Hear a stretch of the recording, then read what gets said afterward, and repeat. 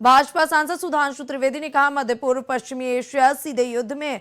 Europe, Ukraine और रूस का युद्ध वर्षों से चल रहा है। यहां तक कि थाईलैंड और कंबोडिया जैसे देशों की सीमा पर भी तनाव। ऐसे अभूतपूर्व संकट के समय में जब सारे विश्व के सामने सुरक्षा ही नहीं बल्कि आर्थिक और ऊर्जा का संकट उत्पन्न हुआ है, आज परिस्थिति यह है कि अमेरिका में पेट्रोलियम दाम 20 से 40% है, यूरोप में 20 से 40% और अफ्रीकन देशों में तो 60% तक बढ़े। उस समय अगर प्रधानमंत्री ने हमारे देश के सभी नागरिकों के भविष्य को ध्यान में रखते हुए सजगता, सतर्कता और सावधानी रखने का आह्वान किया, जो हम सभी के भविष्य की आर्थिक और ऊर्जा सुरक्षा के लिए आवश्यक है, इस पर विपक्ष का आरोप दुखद और दुर्भाग्यपूर्ण है।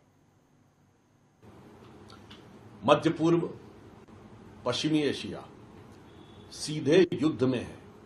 यूरोप, यूक्रेन और रूस का युद्ध वर्षों से चल रहा है।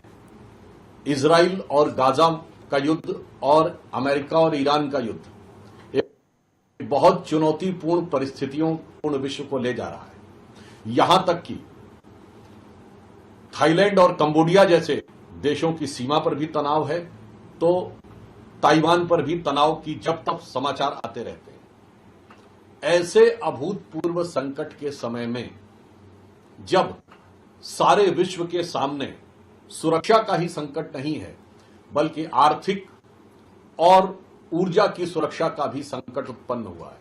आज वस्तुस्थिति यह है कि पेट्रोलियम प्राइसेस के जो दाम हैं वो अमेरिका में 20 से लेकर 40%, यूरोप में 20 से 40%, अफ्रीकन कंट्रीज में तो 60% तक बढ़े हैं। आज की डेट में भी कैलिफोर्निया में भारत मुद्रा के हिसाब से 140 रुपए का 1 लीटर पेट्रोल मिल रहा है।